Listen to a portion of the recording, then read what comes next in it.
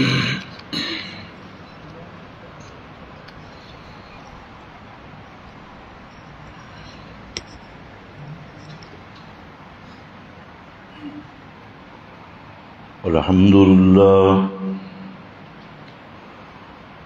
لله وكفى والصلاة والسلام على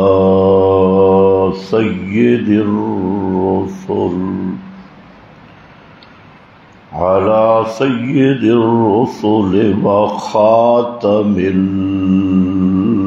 الأنبياء.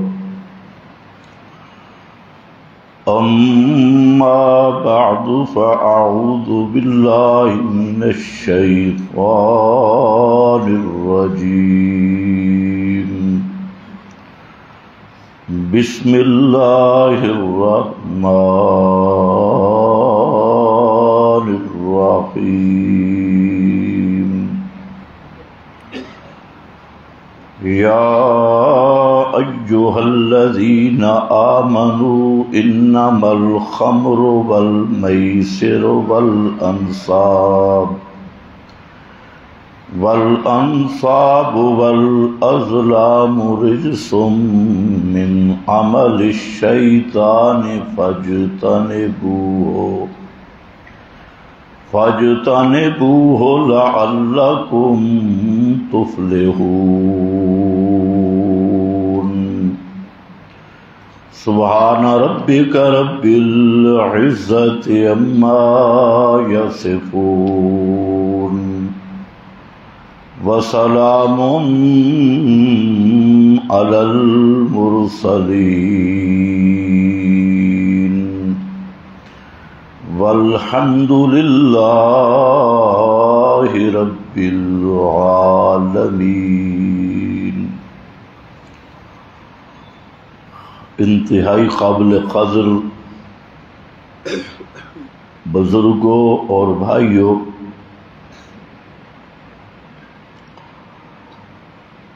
گزشتہ بیان میں آپ حضرات کے سامنے جہاد کے مسئلہ پر مختصر سی گفتگو کی تھی،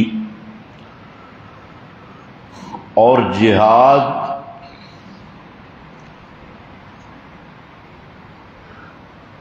کے لوازم اور جہاد کے لیے ضروری جو چیز تھی وہ ہے آپس کا اتفاق اور اتحاد. آپس کا اتفاق و اتحاد کے لیے اطاعت امیر، اس پر میں نے بات کی تھی، اور اس میں قرآن پاک سے طالوت کا واقعہ ذکر ہوا، اور اس پر مفصل گفتگو کی کہ جب تک اسلام کے مزاج یہ ہے کہ جب تک امیر کی اطاعت نہیں اس وقت تک جماعت نہیں. جماعت وہ ہوتی ہے جو اطاعت امیر میں ہو. اس کے لیے شرائط امیر کے لیے کیا ہیں اور افراد کے لیے کیا ہیں، یہ ایک مفصل مضمون ہے. بہرحال اتنی بات میں نے عرض کی کہ اسلام کے مزاج میں جماعت کا تصور اور جماعت کے ساتھ التزام کا تصور بہرحال ایک ضروری امر ہے، اور اس کے ساتھ لگنا یہ مقاصد کی تکمیل کا ایک عام ذریعہ ہے. پھر میں نے یہ ذکر کیا کہ جماعت تب ہوگی کہ امور انتظامیہ آپس کے معاملات درست ہوں، اس لیے قرآن پاک نے معاملات پہ بحث کی۔ زیادہ نفلیں پڑھ لینا، تسبیح تیز چلا لینا اور بظاہر ذکر اذکار کر لینا، اس سے آدمی کے دین کی پہچان نہیں ہوتی۔ دین کی اصل پہچان اور امتحان ہوتا ہے آپس کے معاملات میں، کہ جب معاملہ واسطہ پڑتا ہے تو اس وقت آدمی کا پورا امتحان ہو جاتا ہے کہ اس کے دل میں اللہ تعالیٰ کا کتنا خوف ہے اور یہ کتنا دیندار ہے۔ تو ان معاملات میں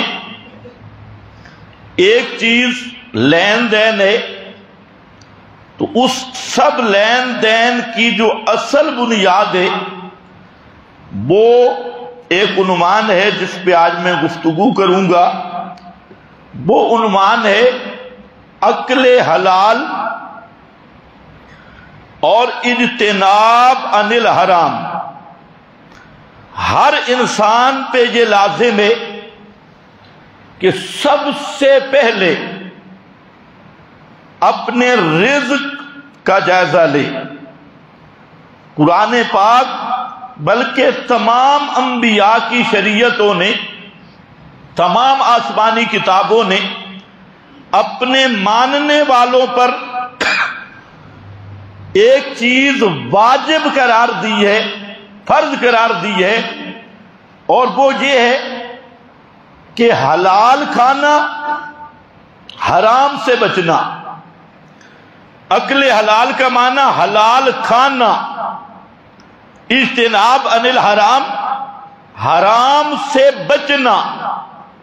یہ سب سے مقاصد کی تکمیل کا پہلی بنیاد ہے۔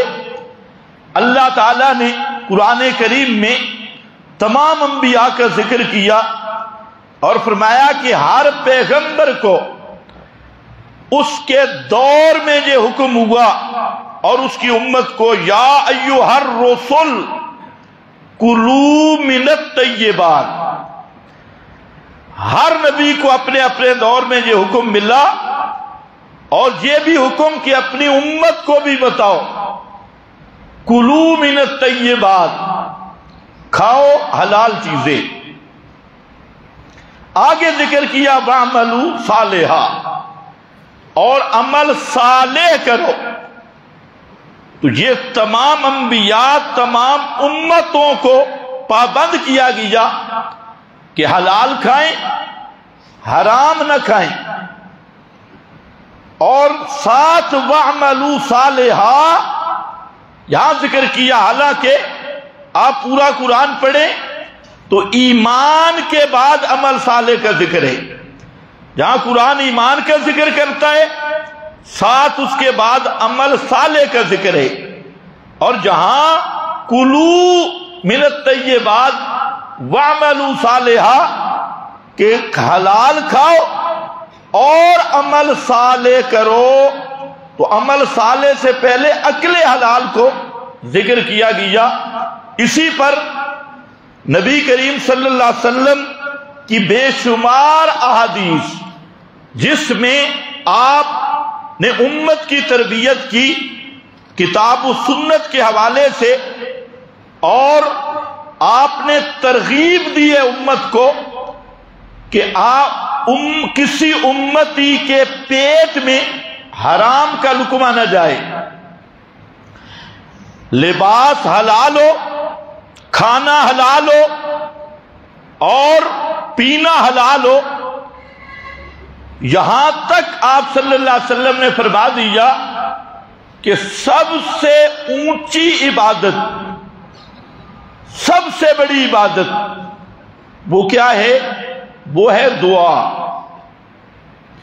سب سے بڑی عبادت کیا ہے؟ دعا۔ آج وقت بہت کم ہے،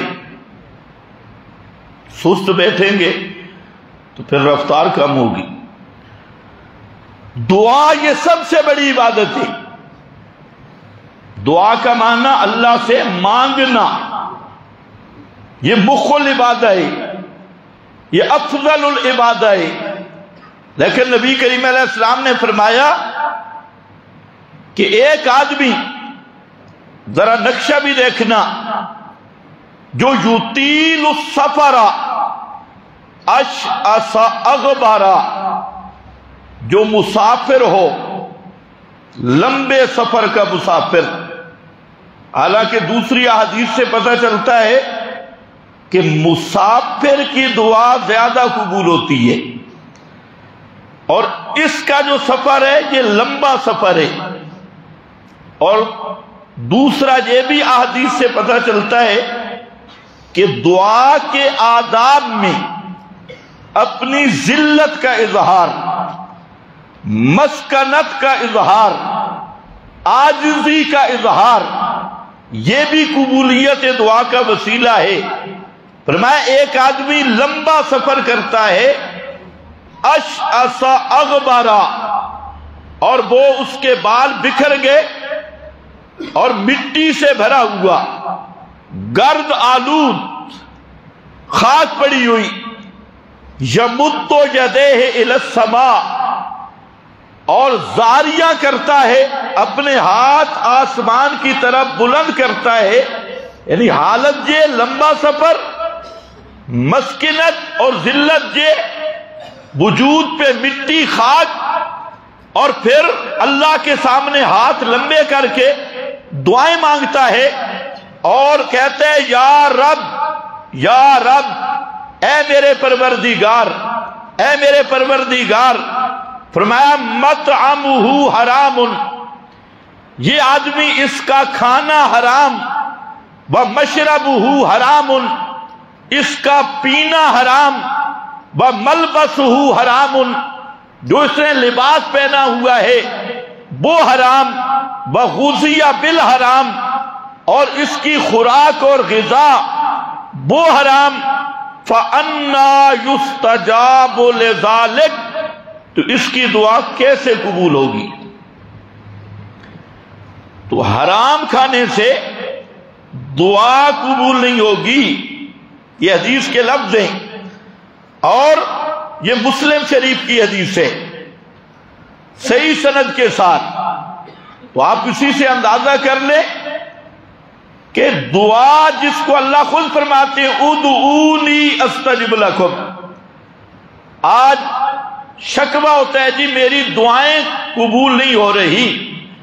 یہاں پر ذرا ذہن میں رکھ لیں کہ اپنے حالات کا بھی کبھی جائزہ لیا کہ آپ کے منہ میں جو لقمہ جا رہا ہے یہ حلال کا ہے یا حرام کا، جو آپ پی رہے ہیں یہ حلال ہے یا حرام، جو پہنا ہوا ہے لباس یہ حلال ہے یا حرام، اس کی بھی کبھی پرواہ کی نہیں۔ تو جب کھانا حرام، پینا حرام، لباس حرام، غذا حرام، تو فرمایا انا یستجاب لذالک، اس کے ہوتے ہوئے اس کی دعائیں کدھر جائیں گی؟ تو اسی سے آپ اندازہ کر لیں کہ یہ حدیث بتا رہی ہے کہ حرام کھانے والے کی کوئی عبادت اللہ کے ہاں قبول نہیں ہوتی، قبول نہیں ہوتی، اس پہ ثواب اور اجر مرتب نہیں ہوگا، کوئی آدمی بھی ہو۔ اسی طرح نبی کریم علیہ السلام نے فرمایا کہ ڈرایا امت کو لَيَأْتِيَنَّ عَلَى النَّاسِ زَمَانٌ لَا يُبَالِ الْمَرْءُ بِمَا أَخَذَ الْمَالَ أَمِنَ الْحَلَالِ أَم مِّنْ حَرَامِ۔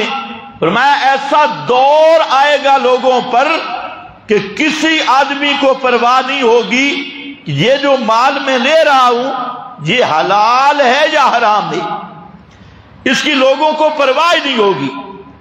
آج کوئی دور ہے یا نہیں؟ آج صرف یہ دوڑ ہے کہ مال مل جائے، اگلی سوچ کہ امن الحلال ام من حرام، یہ حلال سے ہے یا حرام سے، اس کی پرواہ ہی نہیں۔ تو اسی طرح نبی کریم علیہ السلام کی بہت ساری احادیث اس پر شاہد عدل ہیں کہ آپ صلی اللہ علیہ وسلم نے سب سے بڑی ترغیب دی، حلال کھاؤ حرام سے بچو، حلال کھانا فرض ہے، حرام سے بچنا فرض ہے، اپنے آپ کو حرام سے بچا لو۔ نبی پاک صلی اللہ علیہ وسلم نے اس کی پوری تفصیل اور پوری وضاحت کی ترغیب دی۔ اس پر تو احادیث لمبی ہیں، تو بہرحال پھر آپ نے یہ وضاحت بھی کی کہ حلال کیا ہے، حرام کیا ہے۔ ایک حدیث میں آتا ہے الحلال بین والحرام بین، کہ لوگوں حلال یہ بین ہے، واضح ہے کتاب و سنت میں، بل حرام بین، اور حرام بھی واضح ہے، کھلا ہوا ہے۔ تو فرمایا حلال بین حرام بین، اور ان کے درمیان یہ دو کنارے ہیں، ایک طرف حلال ہے دوسری طرف حرام، حلال بھی واضح حرام بھی واضح۔ فرمایا ان کے درمیان جو ہے مشتبہات، کچھ چیزیں ایسی ہیں کہ جن کا حلال ہونا بھی واضح نہیں، حرام ہونا بھی واضح نہیں، درمیان میں بننا ہے بننا۔ تو فرمایا تقویٰ کیا ہے؟ تقویٰ یہ ہے کہ ان چیزوں سے بچ جاؤ جو مشتبہات ہیں، جن کا حلال ہونا واضح نہیں، حرام ہونا واضح نہیں، یعنی شک والی چیز سے بچ جاؤ۔ جس چیز کی حلت اور حرمت واضح نہیں ہو رہی، اشتباہ ہو گیا، تو فرمایا اس سے بچ جانا، اس کا نام تقویٰ ہے۔ کیونکہ وہ بکریاں ریبڑ جو چراگاہ کے سرحد پہ چرا کرتا ہے، تو وہ پھر چراگاہ کے اندر بھی منہ ڈال دیتا ہے۔ فصل کے بننے پہ جو ریبڑ چلتا ہے وہ فصل کے اندر بھی منہ مارتا ہے۔ تو اس لیے فرمایا دو باؤنڈریاں قائم کر دی ہیں، درمیان میں فاصلہ رکھا، ایک حلال ہے ایک حرام ہے، اور درمیان میں کچھ چیزیں ہیں مشتبہات، یعنی حلال حرام کے درمیان ایسی چیزیں ہیں کہ جہاں شک پڑ رہا ہے کہ یہ حلال ہے یا حرام، تو جہاں ایسی چیزیں آ جائیں، شک والی چیز آ جائے، تو فرمایا اس سے بچ جاؤ۔ اسی کا نام تقویٰ ہے، اسی کا نام اصل دین کی حفاظت ہے۔ تو بہرحال میں عرض یہ کر رہا ہوں کہ حلال کا کھانا، رزق حلال اس کا حصول اور حرام سے بچنا، یہ سب سے اہم ترین مسئلہ ہے، جس پر کتاب و سنت میں بے شمار چیزیں آئیں۔ نبی کریم علیہ السلام نے اس کے پھر آگے تفصیل بیان کی۔ اب حرام ہے کیا، کون سا حرام بین ہے؟ تو میں نے جو آیت پڑھی اس میں بعض حراموں کا اللہ نے ذکر کیا۔ یا ایھا الذین آمنو، اے ایمان والو، انما الخمر والمیسر، ذرا توجہ کرنا، یا ایھا الذین آمنو، یہ بات ایمان والوں سے ہے، مشرکوں سے۔ مشرک حلال کھاوے حرام کھاوے کوئی مسئلہ نہیں، مشرک حلوہ کھاوے خنزیر کھاوے برابر، مشرک سے حلال حرام کی بات ہی نہیں، عمل عبادات کی بات ہی نہیں، یہ بات ہے ان کو آمنو جنہوں نے مسئلہ مان لیا، جو کتاب و سنت کا مسئلہ ماننے والے، ان سے باتیں۔ اب ذرا انداز دیکھو، یا ایھا الذین آمنو، اے ایمان والو، انما الخمر والمیسر، پکی بات ہے، انما حسر کے لیے بھی ہے، کبھی تاکید کے لیے بھی آ جاتا ہے۔ پکی بات ہے تم پر خمر، خمر کس کو کہتے ہیں؟ شراب، شراب سمجھتے؟ شراب جن کو تمہارے حکمران بولتے ہیں شہد کی بوتلیں، بے ایمانو۔ تو اب ایسے حکمران شراب پیتے ہیں اور اس شراب کو کیا بولتے ہیں؟ شہد کی بوتل۔ شراب کو شہد بتانا اس سے بڑا کفر ہوگا کوئی؟ شہد کو اللہ نے حلال کیا اور شہد کو اللہ نے شفا بنایا۔ اب جو شراب کو کہہ رہا ہے شہد، تو میرا خیال ہے اس سے بڑا کافر زندیق دنیا میں نہیں کہ ہے شراب اور نام رکھ دیا شہد کا۔ اور یہ وہی لوگ ہیں جو طاغوت کے نوکر ہیں، طاغوت کی پوجا کرنے والے، اور اوپر کلمہ بھی پڑھتی ہیں، کلمہ گو طاغوتی، طاغوتی نظام کی پوجا کرنے والے کلمہ گو۔ تو انہوں نے نیچے شیطان کی عبادت، اوپر لیبل کس کا لگا لیا؟ اسلام کا۔ جیسے نیچے شراب، اوپر لیبل شہد کا، اسی طرح نیچے شیطان اور طاغوت اور اوپر بورڈ اسلام کا یا جمعیت علماء اسلام کا یا جمعیت علماء پاکستان کا یا کوئی اور فلاں فلاں فلاں فلاں، جتنے توحید طاغوتی جتنے نشے ہیں، تو اصل میں یہ وہی طاغوتی نظام۔ تو بہرحال شراب، الخمر، اس کو نمبر 1 والمیسر اور جوا، جوا والانصاب اور تھانوں غیر اللہ کی عبادت پر دیا جانے والا مال، والازلام اور تیروں سے قسمت معلوم کرنا، تیروں سے الازلام فال نکالنا، فال نکالنا۔ تو یہاں پر 3-4 چیزوں کا حکم آیا۔ پہلا انما الخمر، شراب حرام ہے،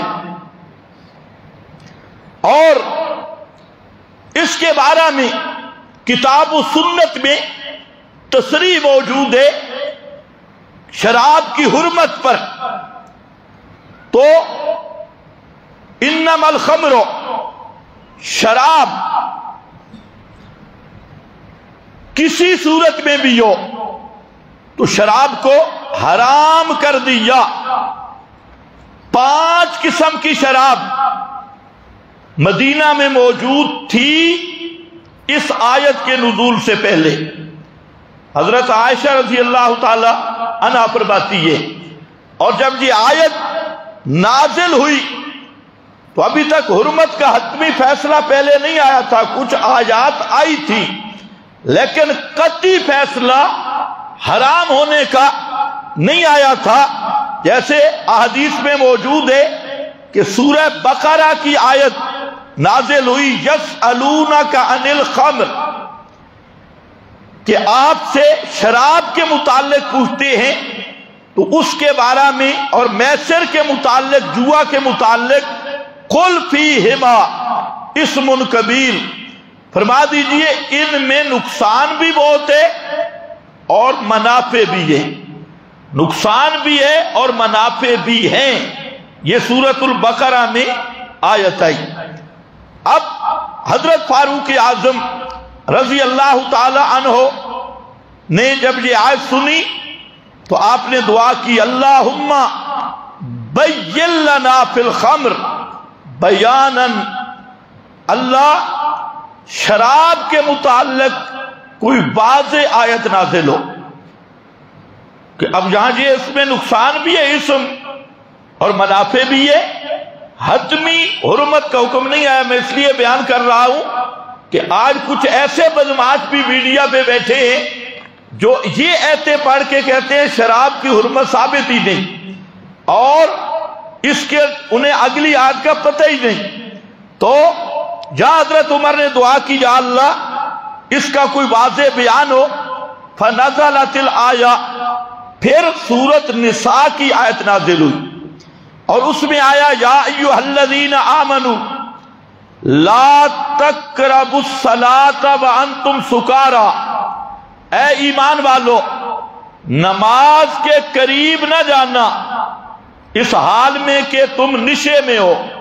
شراب پی کر نشے کی حالت میں نماز کے قریب نہ جانا، نماز سے روک دیا حالت نشا کی صورت میں. وانتم سکارا، تو رسول اللہ صلی اللہ علیہ وسلم کا منادی اعلان کرنے والا وہ ہر گلی میں اعلان کرتا کہ لا یقربن الصلاۃ، سکرانو، کہ کوئی آدمی نشے کی حالت میں نماز کے قریب نہ جائے. تو آپ کا اعلان کرنے والا یہ اعلان کرتا. حضرت عمر پھر دعائیں مانگتے اور عرض کرتے یا اللہ اللہم بین لنا فی الخمر بیانا شفاء، اللہ ایسا بیان آئے، واضح بیان کہ مسئلہ کھل جائے. حضرت عمر رضی اللہ تعالیٰ عنہ یہ دعا کر رہے تھے تو یہ آیت نازل ہوئی جو سورۃ المائدہ کی ہے، انما الخمر والمیسر والی، کہ اللہ نے شراب کو حرام کر دیا، جوا کو حرام کر دیا. تو جب یہ آیت جو ہے آئی تو فقال عمر انتہینا انتہینا، آیت آئی تو فرمایا بس بس بس اب کام پورا ہو گیا. اب قرآن نے پوری وضاحت کر دی، شراب کے بارے میں بیان واپی آ گیا. اور صحابہ کی تو پھر عادت ہی ایسی تھی کہ وہاں چند صحابہ کرام، وہ چونکہ حرمت کا حکم نہیں آیا تھا اور عرب میں شراب پینے کا ایک رواج تھا، تو وہ وہاں بیٹھے اور ادیر الکاس، وہ جو پیالے تھے ان کے اندر شراب موجود تھی. مجلس جمی ہوئی تھی کہ کسی نے آ کر کہا بھائی شراب حرام ہو گئی. اب ذرا اندازہ کرنا کہ ایمان والے کیسے ہوتی. آج بھی ایمان والوں کو دیکھو، ایک بات 1000 دفعہ بتاؤ تو عمل کرنے کے لیے تیار نہیں. سر پہ خوش ہے ایمان والے، سر لگا لو اور راگڑیاں لگا لو، ڈانس کرو تو اس پر آج کا ایمان والا خوش ہے، لیکن مسئلہ ماننے کے لیے تیار نہیں. امام ابن جوزی رحمہ اللہ نے تلبیس ابلیس میں ایک بات لکھی، فرمایا کہ عوام جو ہوتی ہے اس کی کئی قسمیں ہیں. ایک عوام وہ ہے جو سریلے خطیبوں، راگڑی والے خطیبوں کو پسند کرتی ہے.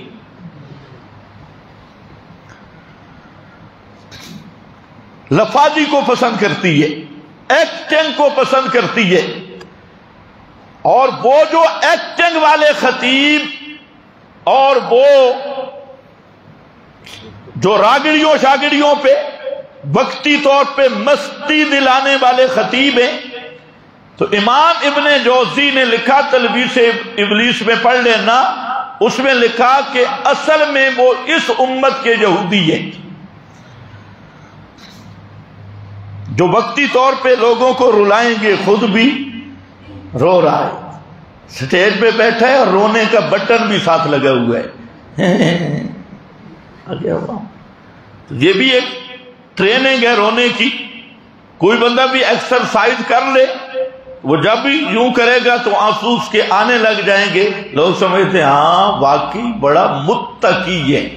متقی تو ہے لیکن ہے کاف کراچی والی متقین. تو سریلا. اور ایک چیز ہے کہ جب کتاب و سنت کی بات ہو بے شک سادگی سے ہو. لیکن اس کو عمل کی نیت سے سننا، یہ اصل دین کا تقاضا ہے۔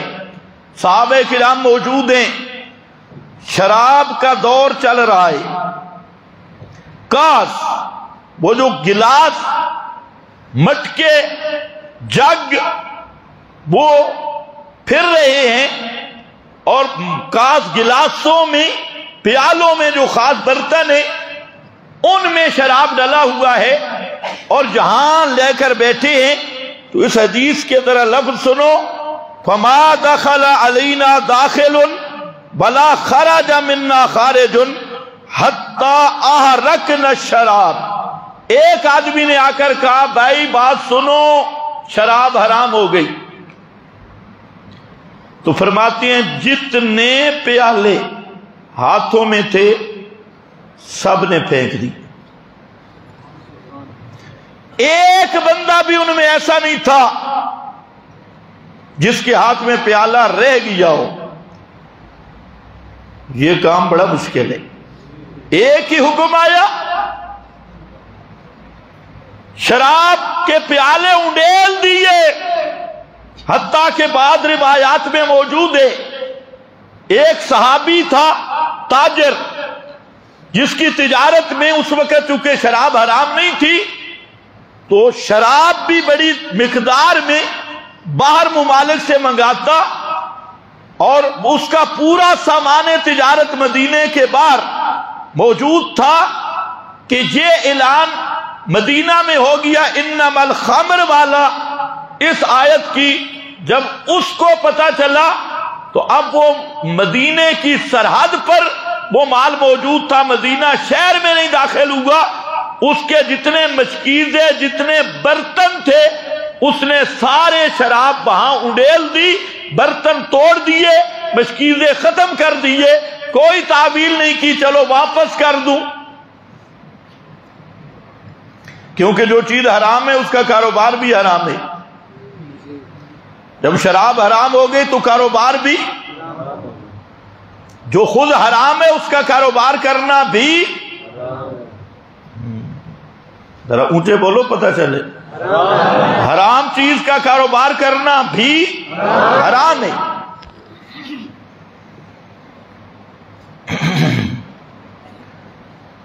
تو اس نے سب انڈیل دی، سارا ختم، نہیں دیکھا کہ میرا پورا سرمایہ اس میں لگے فلاں، لیکن ان کو ایک ہی چیز عزیز تھی، اللہ کا حکم آ گیا، اللہ کا حکم، اللہ کے حکم کے مقابلہ میں ساری دنیا کے خزانے ضائع ہو جائیں کوئی پرواہ نہیں۔ تو فرمایا کوئی حتی احرقنا الشرابا وکسرنا القلال، کسرنا القلال، وہ جو مٹکے تھے، گھڑے جن میں شرابیں بنتی تھی، وہ برتن توڑ دیے۔ کسرنا یہ ہوتا ہے حکم الہی کی تعمیل۔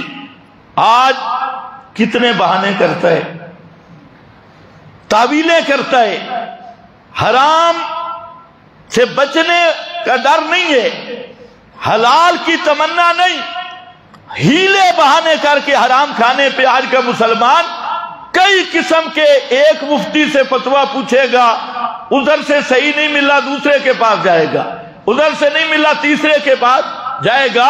اصل مسئلہ کیا ہے کہ جب اللہ کے رسول صلی اللہ علیہ وسلم نے کتنی قانونی بات ذکر کر دی کہ لوگوں حلال وعدے حرام وعدے، درمیان میں والی چیزیں جو ہیں جن میں شبہات ہیں، تو فرمایا ان کو چھوڑ دو، اسی کا نام تقوی ہے، اسی سے تمہارا دین بچے گا۔ تو آج تو میرا بھائی حرام کی پرواہ نہیں، حلال کی پرواہ نہیں۔ تو فرمایا یہ جو آیت ہے تو فیضا، اب یہ اپنی مجلس میں بیٹھے تھے، کیا کام کیا؟ شراب انڈیل دی، گلاس الٹ دیے، مٹکے شراب کے توڑ دیے اس آیت آنے سے۔ اور جب ثم خرجنا الی المسجد، اب ذرا خیال کرنا، مسجد میں بعد کے اندر گئے، رسول پاک صلی اللہ علیہ وسلم مسجد میں تھے، انہیں کسی اور نے اطلاع دی، کسی اور کی اطلاع پر کہ حرمت کا حکم آ گیا، انہوں نے سارا کام کیا۔ تو جب وہ مسجد کی طرف کہتے ہم گئے، فَإِذَا رسول اللہ صلی اللہ علیہ وسلم یقرأ، یا ایھا الذین آمنوا انما الخمر، جب ہم مسجد میں پہنچے تو اللہ کے رسول یہی آیت پڑھ رہے تھے کہ او ایمان والو، اللہ نے شراب کو رجس قرار دیا ہے، شیطانی عمل یعنی حرام قرار دیا۔ تو یہ مسجد میں جا کر انہوں نے جا کے سنا۔ اب اس کا عذاب کیا ہے؟ ایک تو حرام خود عذاب ہے۔ حضرت عبداللہ ابن عمر رضی اللہ تعالیٰ عنہ وہ فرماتی ہیں کہ رسول اللہ صلی اللہ علیہ وسلم نے فرمایا لعن اللہ الخمر، اللہ نے شراب پہ لعنت کی، لعن اللہ الخمر، شراب پہ لعنت کی، وشاربہا، اور شراب پینے والے پر لعنت کی۔ شاربہا، جو شراب پیتا ہے اس پہ اللہ لعنت کرتا ہے، وساقیہا، اور جو شراب کا ساقی ہے، پلانے والا، اس پہ اللہ نے لعنت کی۔ وبائعہا، اور شراب کو بیچنے والا، اس پہ اللہ نے لعنت کی۔ مبتاعہا، اور شراب خریدنے والا، اس پہ اللہ نے لعنت کی۔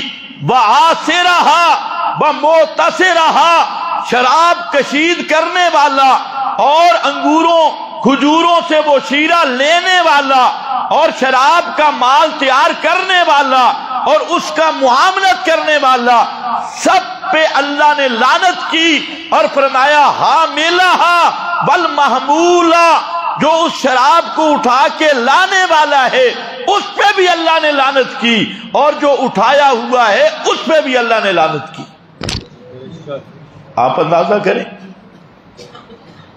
یہ معمولی گناہ ہے، شراب پہ اللہ کی لعنت۔ اور یہ فرمانے والے کون ہیں؟ رحمت للعالمین صلی اللہ علیہ وسلم، کہ اللہ لعنت کرتا ہے شراب پہ اور لعنت کرتا ہے اس شراب کے پینے والے پر، پلانے والے پر، بیچنے والے پر، خریدنے والے پر، نچوڑنے کشید کرنے والے پر، اٹھا کے لانے والے پر، اور جس کی طرف اٹھا کے لایا گیا اس پر، یعنی ہر طرح جو اس شراب کے ساتھ کوئی تعلق بھی رکھتا ہے، پیغمبر کریم فرماتی ہے اس پر اللہ کی لعنت ہے۔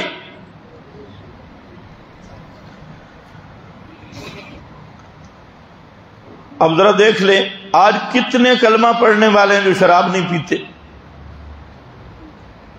خصوصاً آپ کے حکمران،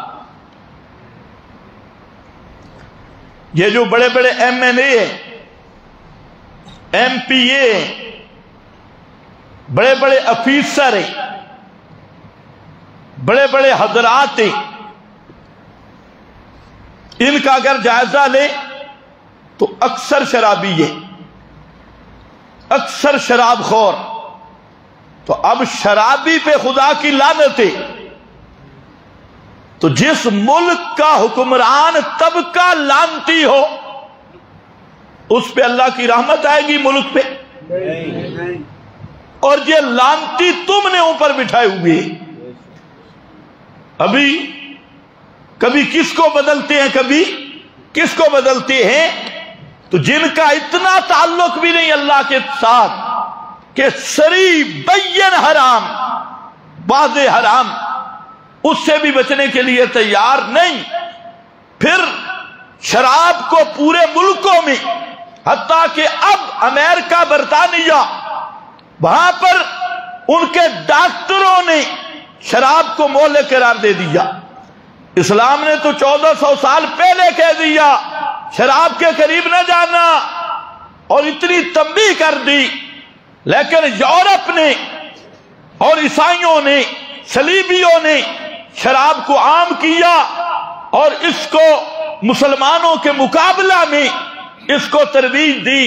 لیکن آج وہ دور آیا، تمام ڈاکٹر متفق ہیں کہ سب سے زیادہ اموات کا ذریعہ شراب نوشی ہے، اور یہ شراب نوشی انسانی صحت کے لیے مہلک ہے۔ آج سارے ڈاکٹر متفق ہو گئے، اب انہوں نے پابندیاں لگانی شروع کی ہیں، جرمانے کیے، جیلیں، بہت کچھ کیا، لیکن ان کے اخبارات پڑھیں، ان کے رسائل جرائد پڑھیں، جتنی پابندیاں لگا رہے ہیں شراب اتنا عام ہو رہا ہے۔ پورا یورپ پریشان ہے کہ شراب پہ پابندی کس طرح لگائیں، لیکن یہ اسلام کی خصوصیت ہے۔ اسلام ایک راستہ بھی دیتا ہے اور پھر قانون عمل کی ایک عملی شکل بھی دیتا ہے۔ محمد الرسول اللہ صلی اللہ علیہ وسلم کی یہ محنت ہے، وہاں پر ایک دفعہ اعلان ہو گیا تو سارے شراب کے مٹکے گئے، کانچ گئے، شراب کے کاروبار گئے، سب کچھ گیا۔ تو یہ صرف مسلمانوں کے پاس وہ طاقت ہے جس کا نام ہے تقوی اور اللہ سے ڈرنا اور آخرت کا صحیح تصور۔ یہ وہ چیز ہے جو انسان کو اللہ کا بندہ بناتی ہے۔ آخرت کی فکر، اللہ کا خوف، اللہ کا ڈر، اس سے انسان بنتا ہے، بندہ بنتا ہے۔ تو آج پورا یورپ پریشان ہے کہ شراب سے ہم رکیں کیسے، اور یہ جو یورپ زدہ آپ کے حکمران اور بڑے بڑے عیاش ہیں، اب یہ شراب خور ہیں، پتہ بھی ہے کہ یہ شراب خور ہیں، پھر بھی ان کی تعریفیں کرنا، ان کی مدح کرنا، ان کا قرب حاصل کرنا، یہ اللہ تعالیٰ کہ نبی پاک صلی اللہ علیہ وسلم کی حدیث کو یاد رکھنا کہ کس کس تعلق پہ نبی کریم علیہ السلام نے خبر دی ہے کہ ان چیزوں پہ اللہ لعنت کرتا ہے، اس تعلق پہ۔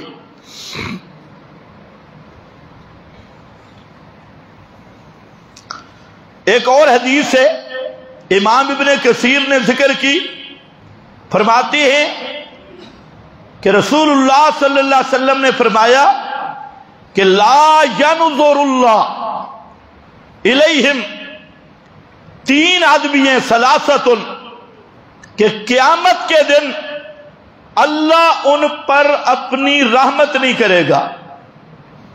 لا ینظر، نظر سے مراد نظر رحمت، اللہ اپنی رحمت کی مہر کی نظر سے ان کی طرف نہیں دیکھے گا۔ وہ تین آدمی ہیں، کون سے؟ فرمایا ایک ان میں العاق لوالدیہ، اپنے والدین کا نافرمان، العاق لوالدیہ، تین آدمی جن کی طرف اللہ نظر رحمت نہیں کرے گا۔ اور آپ کو پتہ قیامت کے دن جس پہ اللہ کی رحمت نہ ہوئی، مہر کی نظر نہیں کرے گا، ان میں پہلا شخص ہے اپنے والدین کا نافرمان، بے ادبی کرنے والا، ان کے حق تلفی کرنے والا، العاق۔ اور دوسرا فرمایا وہ آدمی ہے کہ جو شراب پیتا ہے، شرابی آدمی، اس کی طرف اللہ نظر رحمت نہیں کرے گا۔ اور تیسرا وہ ہے جو اللہ کی راہ میں دیتا ہے، اللہ کی راہ میں خرچ کرتا ہے، والمنان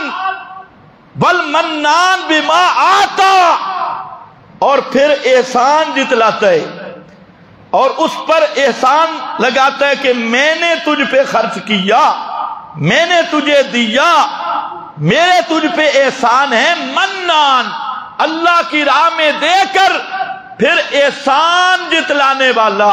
حالانکہ اللہ کی راہ میں دینا یہ سب سے بڑی نیکی ہے، سب سے بڑی قربانی ہے، اور اس پہ پھر منان، احسان جتلانا، یہ اس عمل کو برباد کر دیتا ہے۔ تو فرمایا تین آدمی ہیں جن کی طرف اللہ نظر مہر، نظر رحمت نہیں کرے گا۔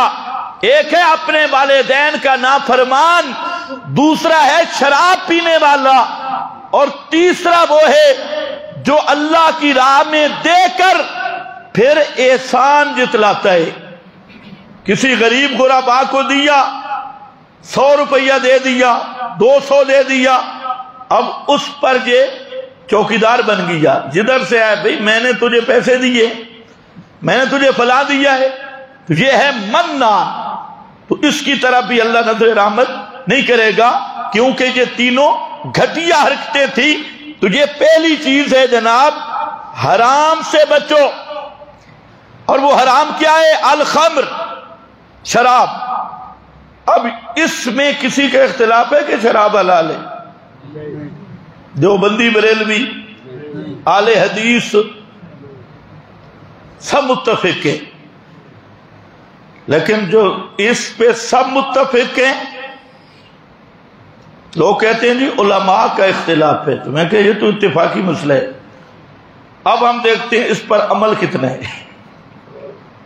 یعنی شیطان نے جو دھوکہ دیا ہے کہ وہ جی مسائل پہ کی طرف کدھر جائیں تو علماء کا اختلاف بھی مسئلہ ہے، تو ہم کہتے ہیں چلو یہ تو اتفاقی ہے۔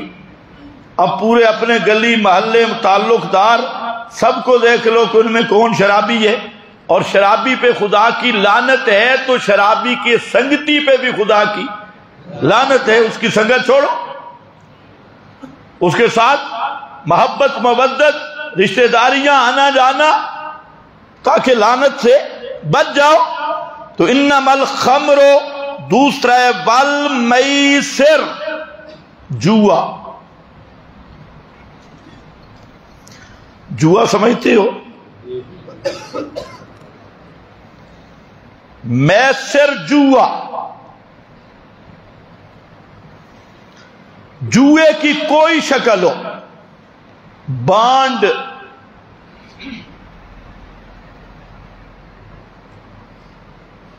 تاش پہ جوا، یہ پرانا جوا ہے۔ آج کل تو نئی نئی شکلیں نکلی ہیں۔ اسی طرح رجسٹریشن، خاص رجسٹریشن پہ جوا، خاص لاٹریوں پہ، بانڈز۔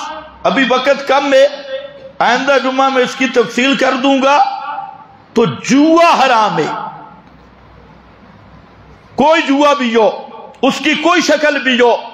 اور آج اگر دیکھیں تو پورے ملک میں کئی ناموں پہ جوا کو رواج دینے کے لیے کئی کمپنیاں قائم ہیں، بڑی بڑی کمپنیاں، اور وہ اسی جوا پہ قائم ہیں۔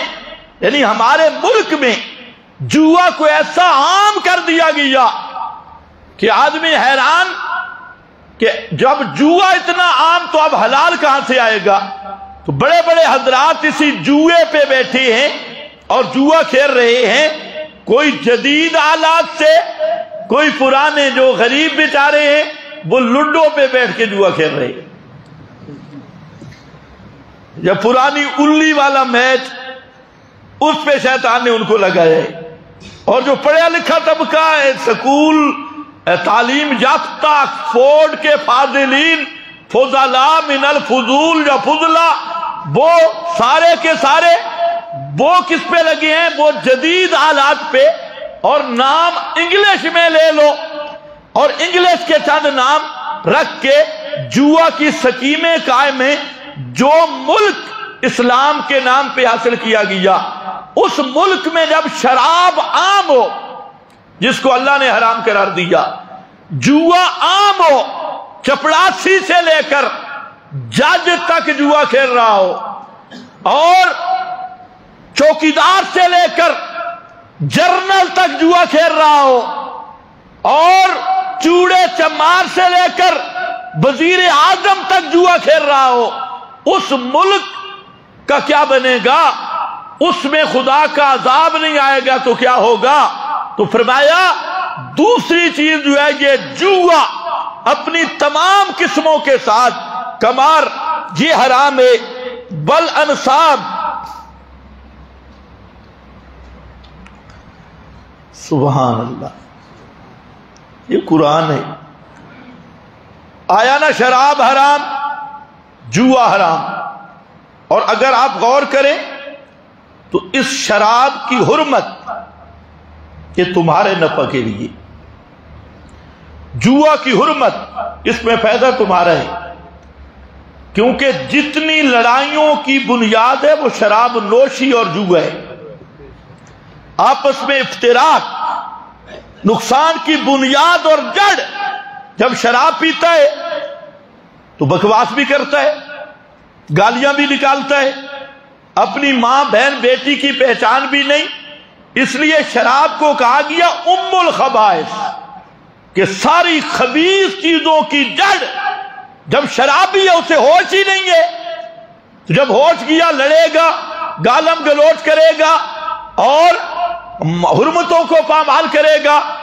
اسی طرح جوا ہے, جو جوئے کا شوقین چوہا ہے تو اس کو نہ باپ کا لحاظ, نہ بھائی کا لحاظ, نہ گھر کا لحاظ, حتیٰ کہ جوئے میں ماں کو بھی بیچ دے گا, بیوی کو بھی بیچ دے گا, بیٹی کو بیچے گا. اور آج یہ واقعات عام ہیں.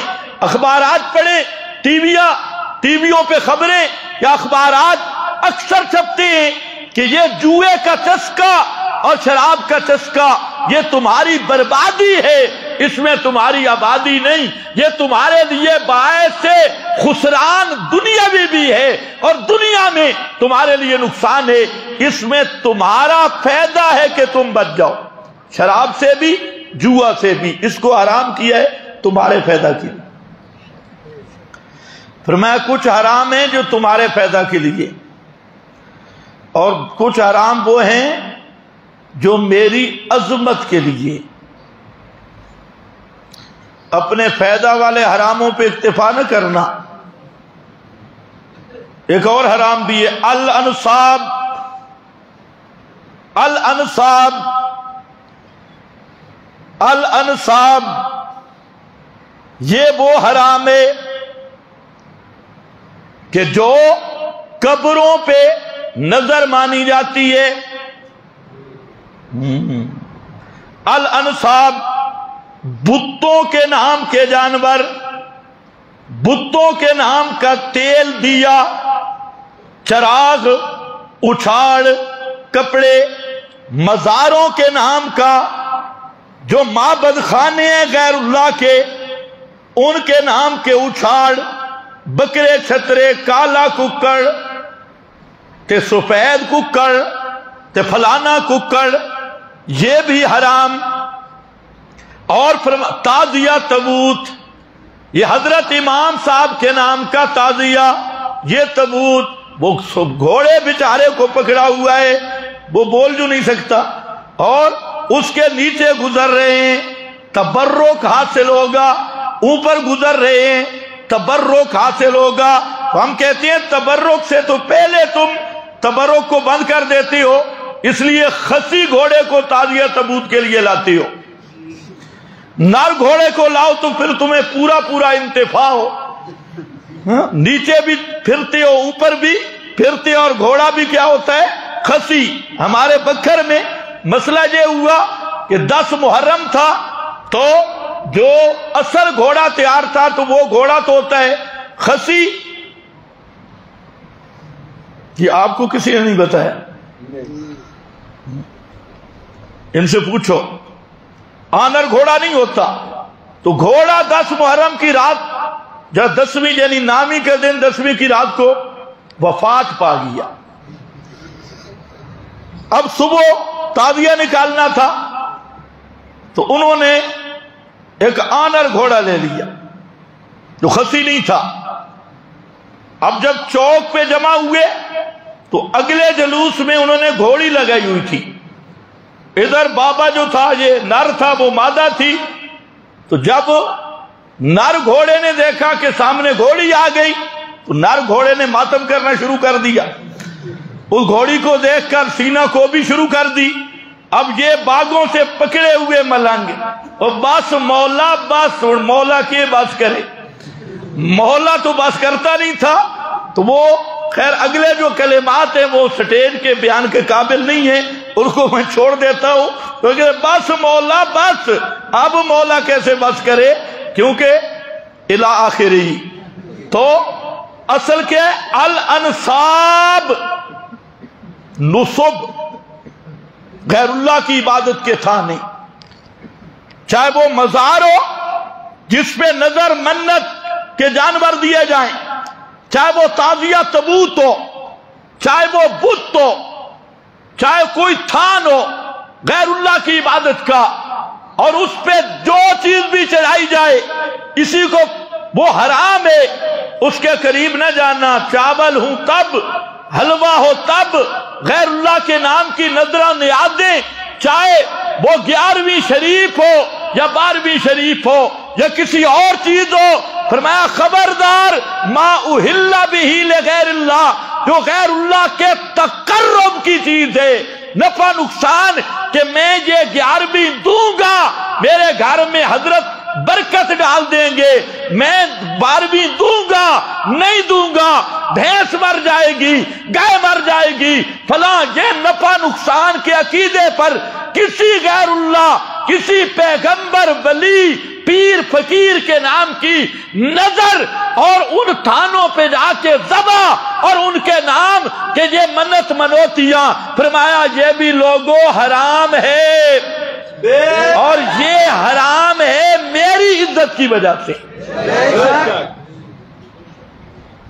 کچھ چیزیں حرام کی ہیں تمہارے فائدے کے لیے، اور اس حرمت کا تعلق کس کے ساتھ ہے؟ توحید کے ساتھ۔ اب دیکھ لو، کئی ساتھی بیچارے کہتے ہیں جمعے پہ تو ہر روز توحید ہی ہوتی ہے۔ اب یہاں بات تو شراب کی حرمت کی چل رہی ہے، جوئے کی، درمیان میں پھر اللہ توحید لائے۔ کیوں لائے؟ شمس المحدثین حضرت قاضی شمس الدین رحمت اللہ علیہ، وہ ایک مقام پہ بڑی عجیب بات کرتی ہیں۔ سورہ نساء کی تفسیر میں لکھتے ہیں کہ سورہ نساء تو ساری آئی امور انتظامیہ پر ہے کہ ضعیفوں کے حق دے دو، پوری سورت کا مضمون ہے کمزوروں پہ ظلم نہ کرو، کمزوروں یتیموں پہ ظلم نہ کرو، عورتوں پہ ظلم نہ کرو، مزدوروں پہ ظلم نہ کرو، غریبوں پہ ظلم نہ کرو۔ تو یہ آئی غریبوں کو حق دلانے کے لیے ہے، لیکن درمیان میں ایسی ضربیں کیوں آ گئی؟ وَاعْبُدُوا اللَّهَ وَلَا تُشْرِكُوا بِهِ شَيْئًا إِنَّ اللَّهَ لَا يَغْفِرُ أَن يُشْرَكَ بِهِ۔ اب یہ آیت صرف سورہ نساء میں 2 دفعہ آئی ہے، إِنَّ اللَّهَ لَا يَغْفِرُ أَن، پورے قرآن میں کس میں؟ صرف سورہ نساء میں، اور ہے 2 مرتبہ، ایک آیت نمبر 48 اور ایک آیت نمبر 116 سورہ النساء کی۔ تو یہ جہاں آئی، حالانکہ پوری سورت نساء حقوق نسواں، کمزوروں، ضعیفوں کے حقوق میں ہے، تو حضرت قاضی صاحب نے جہاں عجیب جملہ لکھا، فرمایا اے لوگوں، اللہ بتانا چاہتا ہے کہ ان مسائل میں لگ کے اصل مسئلہ بھول نہ جانا، ان مسائل میں پڑھ کے اصل مسئلہ بھول، کیونکہ اصل مسئلہ قرآن کا ہے وہ اللہ کی توحید، اللہ کی تو اس کو نہ بھلانا۔ شراب حرام پورا بیان کیا، جوا حرام پورا بیان کیا، فرمایا یہ ہے نا تو خیال کرنا غیر اللہ کے تھانوں پہ جو بکرے چھترے، مال مویشی، دانا پونجی، ٹکے شکے، زیتون تیل، فلاں فلاں جا کے دیا جلاؤں گی، فلاں کروں گی، اوپر اچھاڑ پردے وہ جو ڈالتے ہو نا وہ بھی حرام۔ اب بتاؤ ہمارا کوئی قصور ہے؟ قرآن جدھر سے بھی پڑھو نقطہ آخر میں توحید پہ ہی ختم ہوتا ہے، ادھر ادھر کے سارے مسائل ہیں ہی توحید کے لیے۔ یہی تو وجہ ہے کہ اللہ نے توحید والے مسئلے میں کوئی گنجائش نہیں رکھی، ہر مسئلے میں آپ کو کچھ نہ کچھ گنجائشیں مل جائیں گی۔ نماز ہے، اس میں بھی بڑی گنجائشیں رکھی ہے، مقیمی ہو پوری پڑھو، مسافر ہو 4 کی بجائے 2 پڑھو، سنتے نفل بن گئے، موجیں لگ گئی، گنجائش بن گئی۔ بیمار ہو، کھڑے ہو کے نہیں پڑھ سکتے، بیٹھ کے پڑھ لو، سجدہ رکوع نہیں کر سکتے، اشارہ کر لو، وضو نہیں کر سکتے، تیمم کر لو، ہے نا گنجائش؟ اس میں گنجائشی ہے۔ اچھا بیٹھ کے نہیں پڑھ سکتے، لیٹ کے پڑھ لو، اشاروں سے پڑھ لو، ہر عمل میں گنجائش رکھی۔ توحید وہ ہے جس میں کوئی گنجائش نہیں۔ مولویوں نے الٹا سمجھا ہے، انہوں نے مسائل کو سخت کر دیا۔ مسائل میں کوئی گنجائش نہیں، توحید میں اتنی گنجائش کہ ہندو بھی مسلمان، سکھ بھی مسلمان، یہودی بھی مسلمان، توحید کو ایسا عام کیا۔ حالانکہ گنجائش اعمال میں تھی جو جائز گنجائش تھی، اور جو توحید اور شرک کے مسائل ہیں ان میں کوئی رعایت نہیں، کوئی گنجائش نہیں۔ یہاں تو قرآن للکار کے کہہ دیتا ہے تم کس کھیت کی مولی ہو۔ یہاں تو عظمتوں والے انبیاء، معصوم انبیاء 18 کا ذکر کر کے قرآن کہتا ہے لو اشرکو، اگر یہ بھی شرک کر بیٹھتے لحبط عنہم ما کانوا یعملون، ان کے اعمال بھی ضبط ہو جاتے، حبط ہو جاتے۔ اور فرمایا لئن اشرکتا، وہ تو عظمتوں والے پیغمبر امام الانبیاء حضرت محمد الرسول اللہ صلی اللہ علیہ وسلم، جو افضل الخلق علی الاطلاق، رحمت للعالمین، خاتم النبیین، سید الاولین والآخرین، سید الانبیاء والمرسلین، ان کو بھی فرما دیا میرے پیغمبر لئن اشرکتا لئن اشرکتا لیحبطن عملک، اگر شرک تجھ سے بھی ہو گیا تو عمل تیرے بھی برباد کر کے رکھ دوں گا۔ ہے کوئی رعایت؟ یہاں تو مولوی صاحب کیا کہتے ہیں رعایت، اور جی فتویٰ لگائے نا فلانے بزرگ پہ بھی لگتا ہے۔ اچھا تیرا بزرگ بڑا یا محمد مصطفیٰ کی شان بڑی؟ یہ اللہ نے کیوں فرمایا پیغمبر سے تو شرک ہو ہی نہیں سکتا؟ یہ ملا کو جواب دینے کے لیے۔ اور پنجابی آدھے ہو آکھاں دینو تے سناما نوہ نو، کہے بیٹے کو، پنجابی میں ایک محاورہ ہے، فارسی میں بھی عربی میں بھی ہے کہ دوست کو کہہ رہا ہے اور سنا پڑوسی کو رہا ہے کہ تو سن لے گل اس نال کیتی تے سنائی اس نوے۔ اے تے پنجابی دا محاورہ ہے، قرآن کا بھی ضابطہ ہے۔ اللہ نے بات پیغمبر کو خطاب کیا لیکن سنایا مولویوں، مولویوں۔ جب شرک کی بات آتی ہے تو کہ فلانا لنگڑا بھی مشرک، ہاں نہیں لنگڑا نہیں، ٹنڈا ہوئے تو بھی مشرک، صرف لنگڑا نہیں، فلانا مفتی اعظم بھی مشرک۔ میں نے کہا بالکل، مفتی اعظم شرک کرے گا تو وہ مشرک اعظم ہوگا، جس طرح مفتی اعظم ہے اگر وہ شرک کرے گا تو وہ مشرک اعظم ہوگا۔ یہ نہیں کہ مفتی اعظم شرک کرے تو شرک کی تعریف بدل جائے، ملا شرک کرے تو شرک کی حقیقت بدل جائے۔ ان عقل کے اندھوں کو الٹا نظر آتا ہے۔ شرک شیخ الحدیث کرے گا نا تو وہ شیخ المشرکین ہوگا، اور امام المشرکین کٹر مشرک ہوگا۔ اچھا میں نہیں کہہ رہا، یہ جو سورہ نساء ہے نا، یہاں اللہ نے یہ آیت 2 دفعہ ذکر کی، ان اللہ لا یغفر ان یشرک بہ وَيَغْفِرُ مَا دُونَ ذَلِكَ لِمَن يَشَاءُ۔ اچھا یہی عنوان ہے، حافظ بہت سارے بیٹھے ہیں، ان اللہ لا یغفر ان یشرک بہ، دوسرا مقام مڈ ابتدا ایک ہے، آگے اللہ نے دونوں مقاموں پہ فرق کیا۔ ایک مقام پہ فرمایا من یشرک باللہ فقد افترا اسما عظیما، اور ایک مقام پہ ذکر کیا فقد ضل ضلالا بعیدا۔ یہ دونوں ایتیں دیکھ لینا گھروں میں جا کے۔ ایک افترا اسما عظیما جہاں ہے وہاں مولویوں کو کہا، بات مولویوں سے چل رہی ہے، اور جہاں ضل ضلالا بعیدا کہا وہاں بات عوام سے چل رہی ہے۔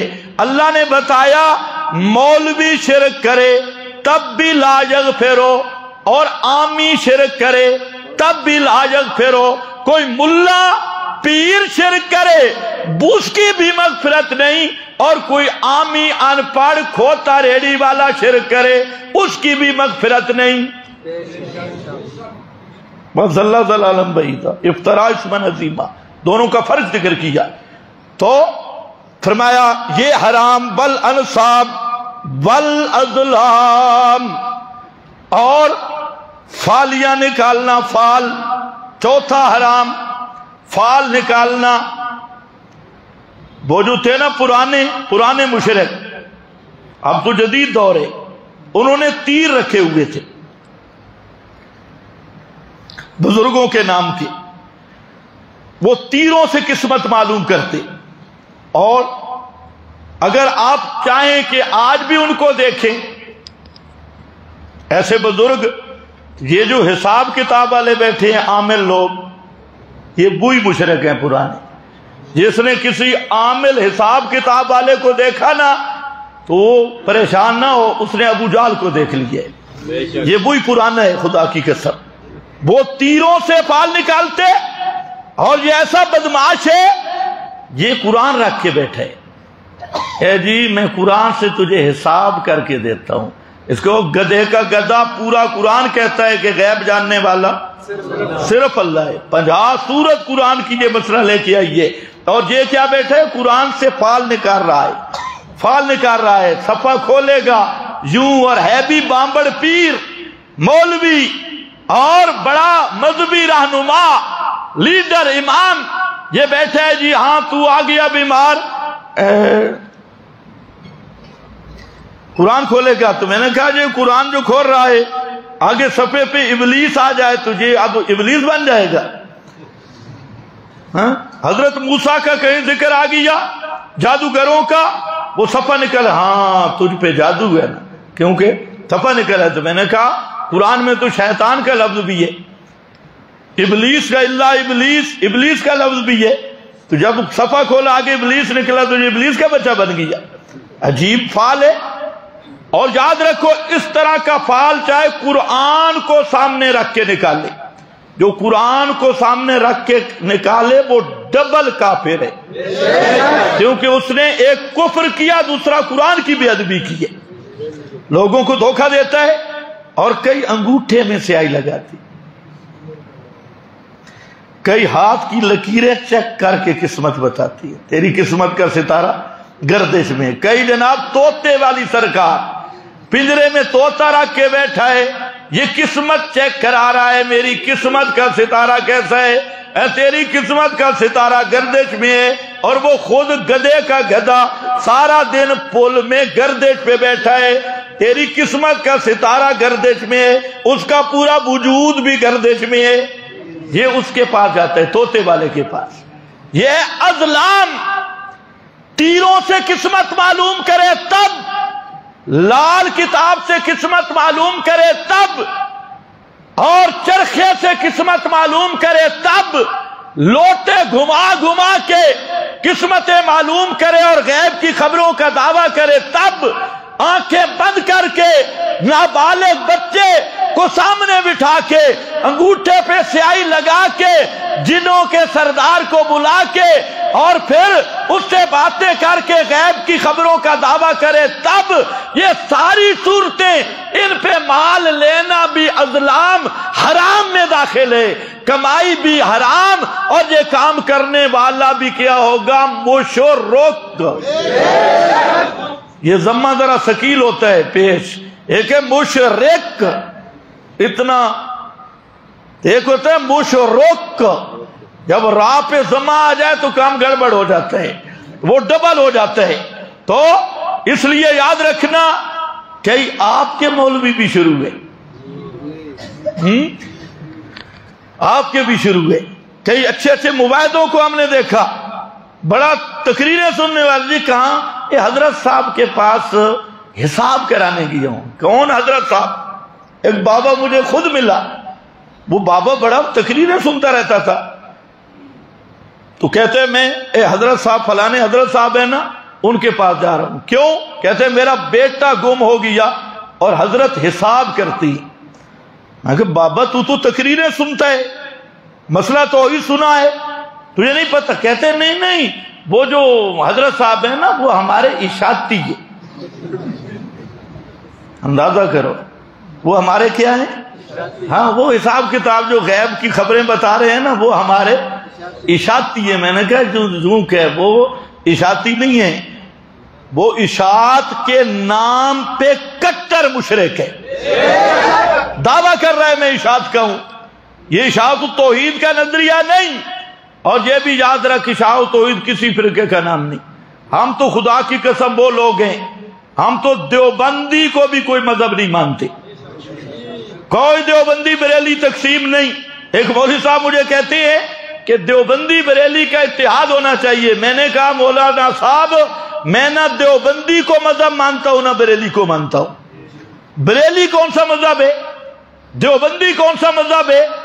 پیغمبر کریم جو لائے، ایمان نام ہے کتاب و سنت کو ماننے کا. ایک آدمی دیوبندی پوری زندگی نہیں کہلاتا، وہ جہنم میں جائے گا. بریلی کیا چیز ہے؟ دیوبندی کیا چیز ہے؟ ادھر جی آل حدیث، آل گپ شپ. یہ آل حدیث، آل حدیث کے معنی گپ شپ بھی ہے.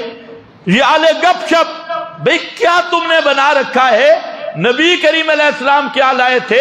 فرمایا ترکت فیکم الثقلین، ترکت فیکم امرین اولہما کتاب اللہ، کتاب اللہ سنت نبی ہی.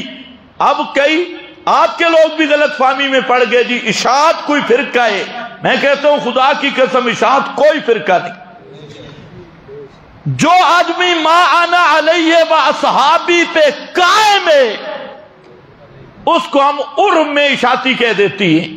اور جو اشاعتی کہلوا کر ما انا علیہ و اصحابی پہ قائم نہیں، وہ اشاعتی کہلوائے تب بھی جہنمی ہے، دیوبندی کہلوائے تب بھی جہنمی ہے، بریلوی کہلوائے تب بھی جہنمی ہے.